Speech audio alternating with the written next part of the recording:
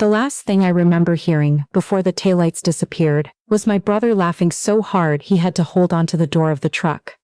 That sound stayed with me for a long time. Not the cold, not the dark, not the fact that I was standing alone on the shoulder of the Trans-Canada Highway somewhere Ontario, with nothing but the jacket on my back and an old tote bag with half a bottle of water and a granola bar in it.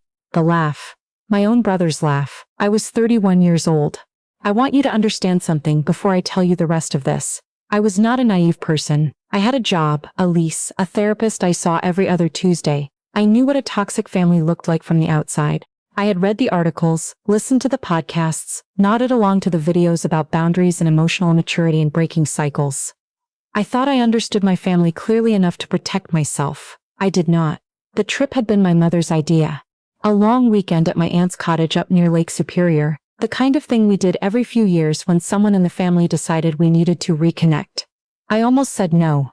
I was in the middle of a busy stretch at work, and the last family trip 3 years earlier had ended with me crying in a gas station bathroom outside of Sudbury, while my mother told me I was too sensitive to take a joke. But my aunt had called me directly that time, and she had sounded genuinely excited, and there was something in her voice that made me feel like maybe things would be different.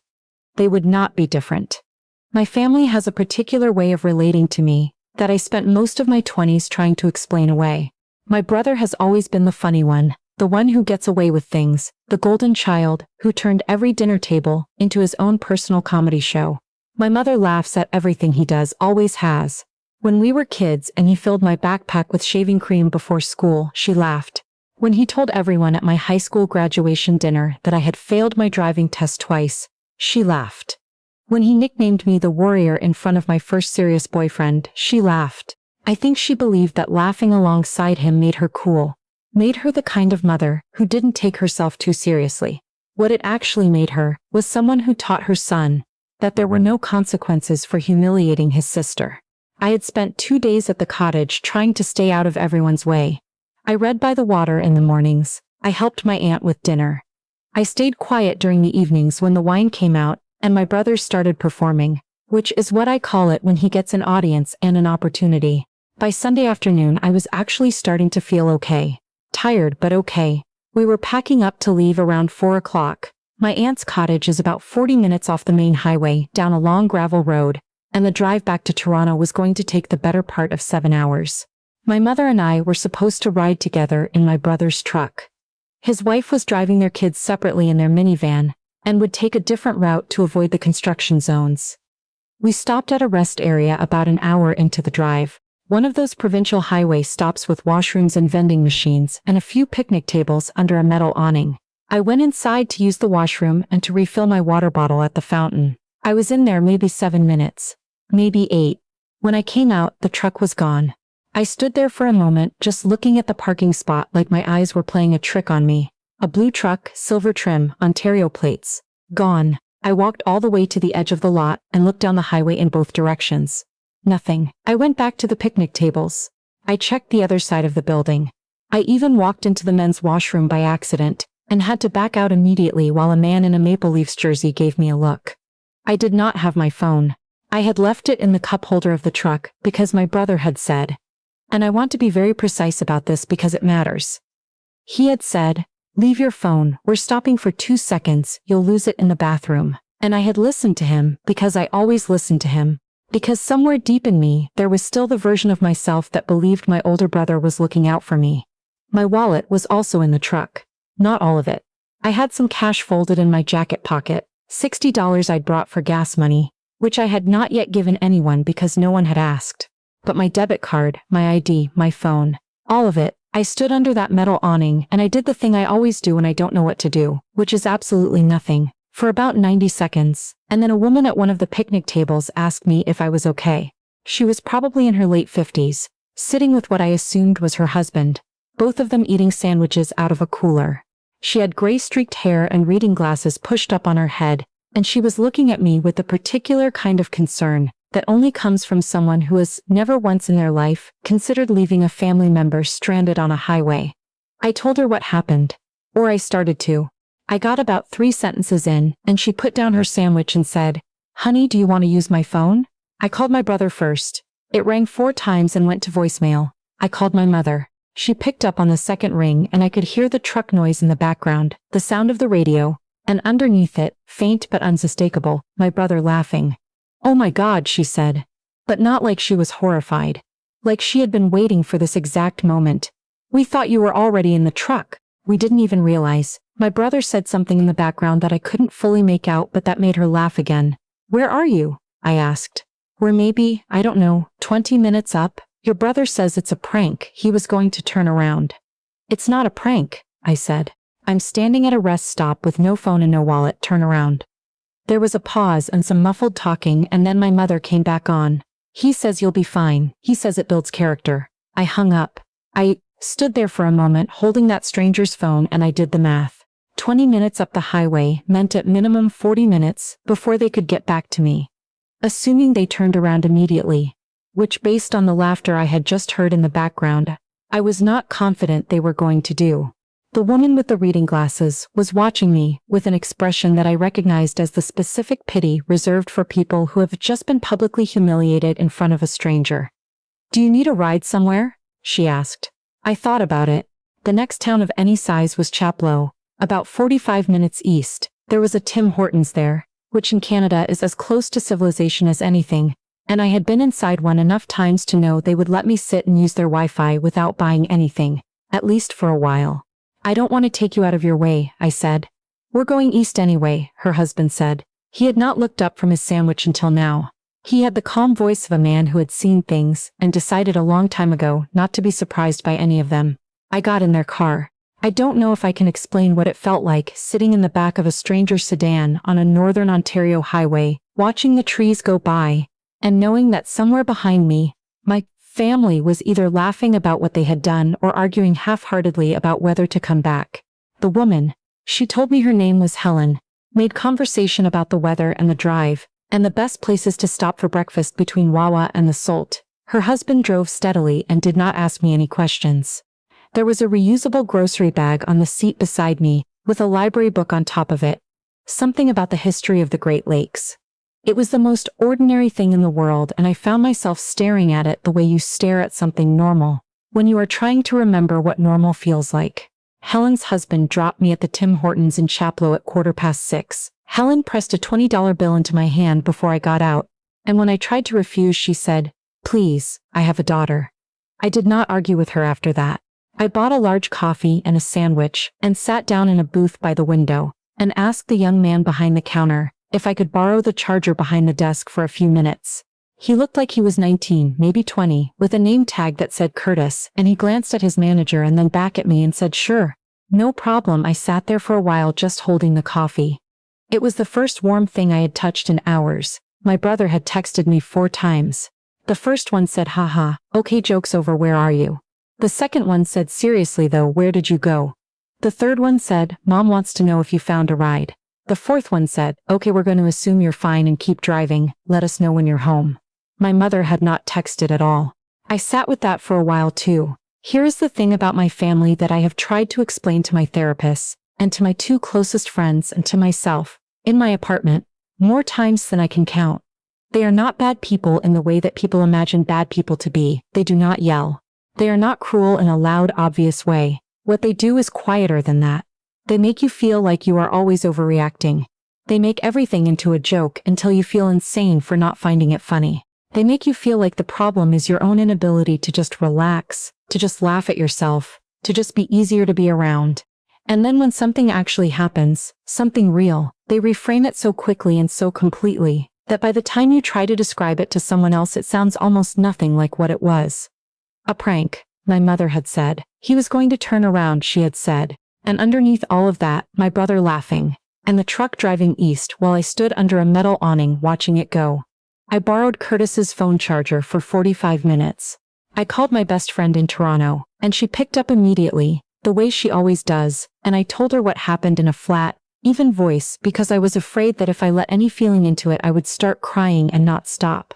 She said very little while I talked. When I finished, she said, "Do you want me to come and get you? She lives in Toronto. It is 7 hours away." "No," I said. "I'm going to figure something out." "Okay," she said. "Call me every hour." I looked up bus routes on my phone after it had charged enough to turn on. There was a bus from Chaplow that went east toward Sudbury and then south toward Toronto, but the next one wasn't until the following morning at 8:15. I had $60 and a 20 from Helen, $80 total. A bus ticket to Toronto was going to be about $110. I was short. Curtis was watching me from behind the counter in the careful way of someone who doesn't want to be caught watching. When I went up to refill my coffee, he asked, quietly, if everything was all right.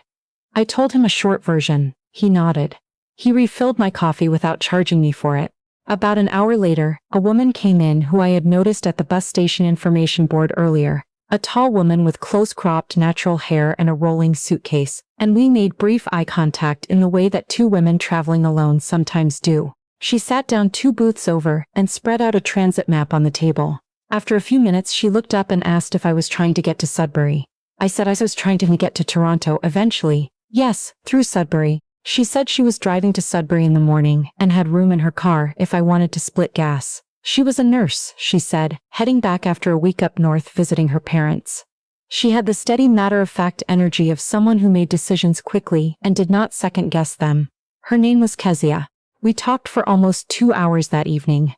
About her parents and what it was like watching them get older. About her work and the particular kind of exhaustion that comes from caring for people professionally, while also trying to care for yourself. About the drive up and the way the highway looks in certain kinds of light, that flat gray gold of a northern Ontario evening when the sky goes wide and empty, in a way that feels almost holy. I did not tell her everything about what had happened, but I told her enough, and she listened in the way that some people listen, without trying to fix it or explain it or soften it, just sitting with it, and at the end she said, families can be the loneliest places in the world sometimes. I slept that night in the Tim Hortons booth. Curtis, bless him, did not ask me to leave. He brought me a muffin around 11 and said the morning crew came in at 6 and he couldn't promise they'd be as relaxed about it, so I should probably head out before then. I thanked him. He shrugged like it was nothing. It was not nothing. I woke up a little before 6 and washed my face in the bathroom, and smoothed my hair back, and sat up straight, and tried to look like someone who had chosen to be exactly where she was. Kezia arrived at the Tim Hortons at 7:30, with 2 coffees in a tray and a bag of food from the drive-thru, and she smiled when she saw me and said, "Ready?" The drive to Sudbury took about 3 hours. The landscape shifted slowly from the dense boreal forest of the north to something more open, more varied, the Canadian Shield pushing up through the earth in long gray ridges. We talked and we were quiet in equal measure, which is the best kind of road trip, and somewhere around biscuit tasting, she asked me what I was going to do when I got home. I hadn't let myself think about it yet. I had been so focused on the logistics, the bus, the money, the charge on my phone, that I hadn't had space to think about the actual question underneath all of it. What was I going to do? My brother had sent 2 more texts overnight. The first one said, "Okay, you're clearly making a point. Hope you got home safe." The second one, sent at 11:47 p.m., said, "Mom is worried, so just let us know." Neither of them said I'm sorry. Neither of them said we should have come back for you. They were the texts of someone who had done something they knew was wrong, and had decided that acknowledging it halfway was close enough. My mother still had not texted me directly. I looked out the window at the Canadian Shield going by, and I thought about the last 15 years of my life, the particular shape of them, the way I had learned to make myself small at family dinners, the way I had rehearsed things to say and then swallowed them because the moment never felt right, the way I had told myself, again and again, that this was just how my family was, that all families had their thing, that I should be grateful for what I had. The way I had spent so much energy maintaining a relationship that had never once made me feel safe. "I don't know yet," I said to Kezia, "but I think I'm done trying to make them understand." She nodded like that made sense to her, like it was the most logical thing in the world. In Sudbury, she dropped me at the bus terminal and we exchanged numbers. She gave me $40 for the bus ticket and would not hear any argument about it. "Pay it forward sometime," she said, and then she gave me a quick, matter-of-fact hug and got back in her car and drove away. I bought my ticket. I sat down on a plastic chair in the terminal. I had 4 hours until the bus left for Toronto. I called my mother from the terminal. She picked up on the 3rd ring, and before I could say a word she said, "Oh good, we've been so worried. Where have you been? Your brother feels terrible." "I need you to listen to me," I said. There was a pause. My mother does not like being interrupted. "I spent last night in a Tim Hortons because I had no money to get home. 2 strangers drove me to Sudbury. I am currently sitting in the bus terminal waiting to buy a ticket back to Toronto. Your son left me on the side of the highway and called it a prank, and instead of turning around, you kept driving. It wasn't like that, she started. I know you don't think it was like that, I said. That's exactly the problem. She went quiet. In the background I could hear a television, the particular sound of a Sunday afternoon at home. And I thought about how normal everything was for them right now, how unchanged, how she had probably had coffee that morning and watched something on TV and mentioned me to my brother in the way that made it all my fault somehow, the way it always ended up being. I love you, I said, because it was true, and I'm not going to be coming around for a while. I hung up before she could answer. I am not going to pretend that was easy. I am not going to tell you I felt instantly free, like something lifted.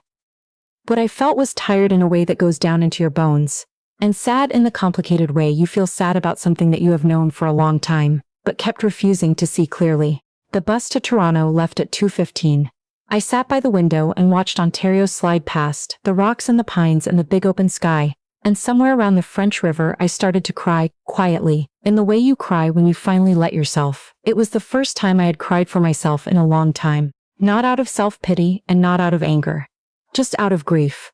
Grief for all the family dinners where I had swallowed what I wanted to say. For the version of my brother I used to believe in when we were kids, and he was actually funny in a kind way, before he learned that my discomfort was funnier than my joy.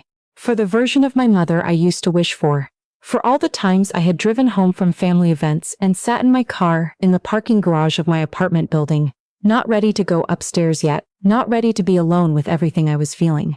I have a lot of those parking garage moments. I think a lot of us do. My best friend was waiting at the bus terminal when I arrived in Toronto at 9:30. She did not say much when she saw me.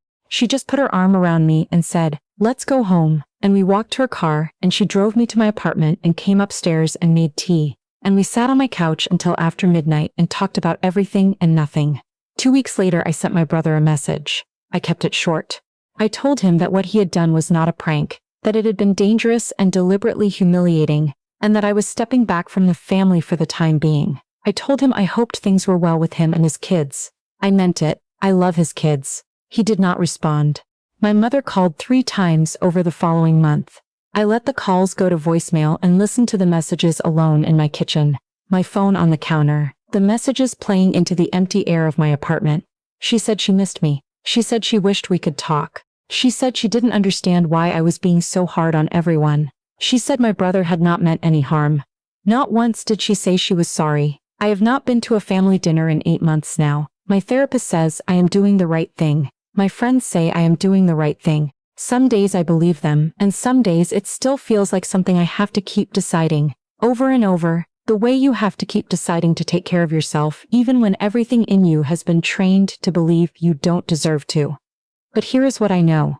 I know that somewhere on the Trans-Canada Highway, somewhere between Wawa and Chapleau, a woman named Helen gave me $20 and said I have a daughter in a voice that meant she understood something about the world that my own mother never had. I know that a 20-year-old kid named Curtis brought me a muffin at 11 o'clock at night and didn't ask any questions.